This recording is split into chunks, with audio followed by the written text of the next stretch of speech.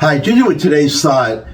One of the happier moments, and there aren't a lot of them, but one of the happier moments of watching the Biden administration, well, now that we have the pardon that everybody knows about of Hunter Biden, nobody can, it's actually kind of pathetic to watch some of these liberal talking heads try to defend the pardon. We all know now how corrupt Joe Biden I was going to say is, because he just did that pardon. But, well, make no mistake, it's not to protect Hunter, it's to protect Joe, which I don't think, it may not work. I talked about this yesterday, because now that that Hunter has been completely pardoned, a blanket pardon. He no longer has a Fifth Amendment defense to allow him to refuse to testify against Joe, against his father in front of Congress. Not that, just to be honest, I don't want to see an 83-year-old guy go to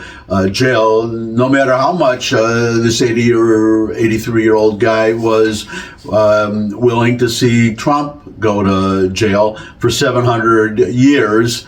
And, well, let's not dwell on that. What I want to talk about today is how one of the happier things I'm seeing or that I'm happy about is seeing the failure of lawfare. And it's kind of ironic that Joe Biden, the president, he justified the pardon by saying, well, it was political. It was a targeted attack on, selective prosecution, which is ironic because that's exactly what is being done to Donald Trump still to this day. A lot of the federal cases have all imploded, but there are still these state cases, and we're going to talk about one of them in a moment. But I just want to throw in that one of the judges said, well, just ridiculed the whole thing. So the pardon, well, it gets Hunter off the hook, but it does not change history. And he said there's nothing selective about it.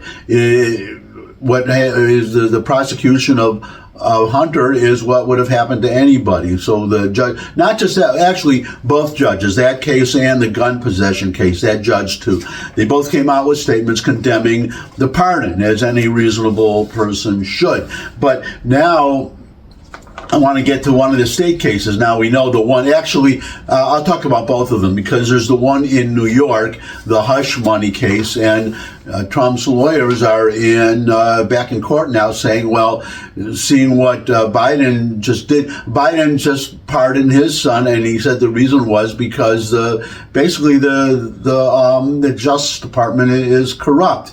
And, well, see, they're using that as a basis to say that the Judge Merchan in New York should dismiss the hush money case, which is going to be overturned reversed on appeal anyhow, which is another thing. Well, I'll throw this in, let's just get all the details out there. The court, the lawyers, Trump's lawyers, I also understand are petitioning a higher court for a writ of mandamus, and what that is, it's to compel this Judge Merchan to get off the dime. In other words, he is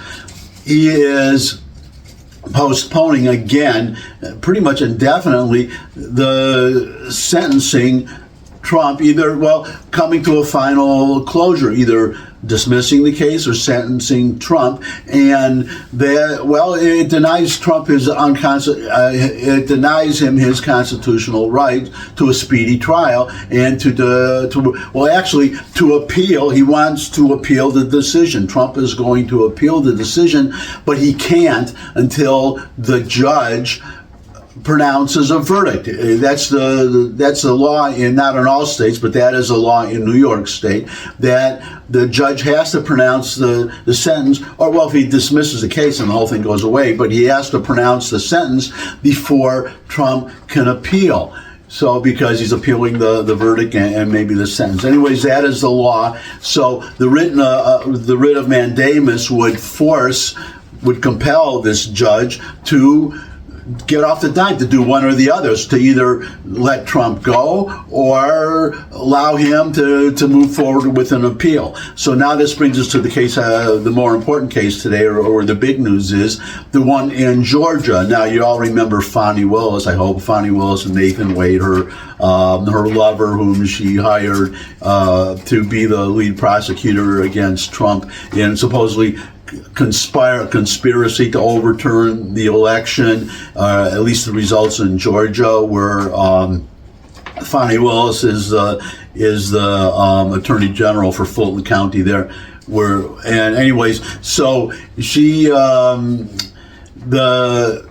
been having a lot of problems with that case, actually, and now one of the cases, it's supposed to be an independent case, but this is where the lawfare gets in. That we know, we have the White House visitor logs. We know that Nathan Wade had visited the White House on multiple occasions. Okay, so you can't believe that was a social call. It was obviously to coordinate with the White House. But there's also Jack Smith, the independent counsel, who is our special prosecutor, whatever the heck he is. He, the special counsel, he is. She was also coordinating, communicating with him. These are supposed to be separate cases, a federal case and a state case. There is no basis for that unless they are coordinating or sharing information.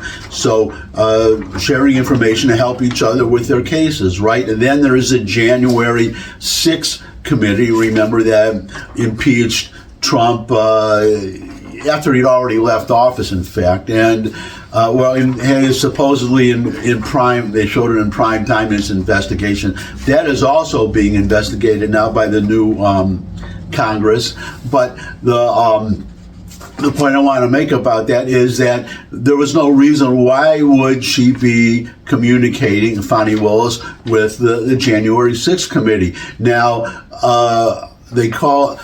there's an organization, Judicial Watch. They're they're a conservative watchdog, legal watchdog organization, and they sued Fani Willis for the records of any communication between Fani Willis, her office, and the January 6th committee, or with Jack Smith. And she denied, she said there are no such documents, and it went to court, and we have a court decision, and that's what I'm going to share with you today. So let's start with a headline, and then I'll give you some quotes. So, Fani Willis ordered to hand over all Jack Smith communications. A Georgia court has ordered Atlanta District Attorney Fani Willis to hand over her communications with Special Counsel Jack Smith. The records may reveal the extent of communication between the two offices, which were supposed to be prosecuting Donald Trump separately.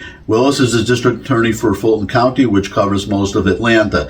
Judicial Watch, which describes itself as a conservative foundation, sued Willis's office in March after her office said it did not have any communication with Smith's office or the January 6th committee. On December 2nd, Fulton County Superior Court Judge Robert McBurney ordered Willis to give Judicial Watch all her communication with the January 6th committee and Smith's office within 5 business days. He also, it gets even better, he also ordered Willis's office to pay Judicial Watch's attorney fees.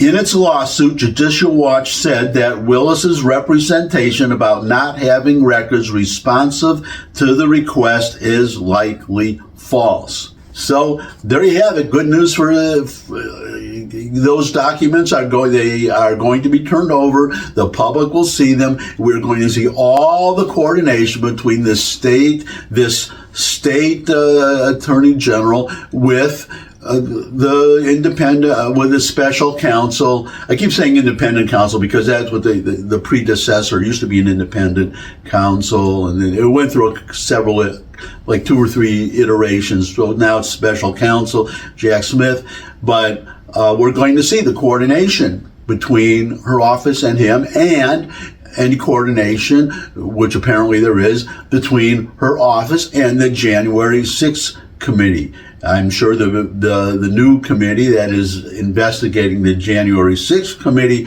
will be happy to see those documents, and I know I will too. And I would also be happy if you could subscribe to this channel. It would really be great. Share this video with anyone you think would benefit from it. Comments always welcome in the comment section below the video.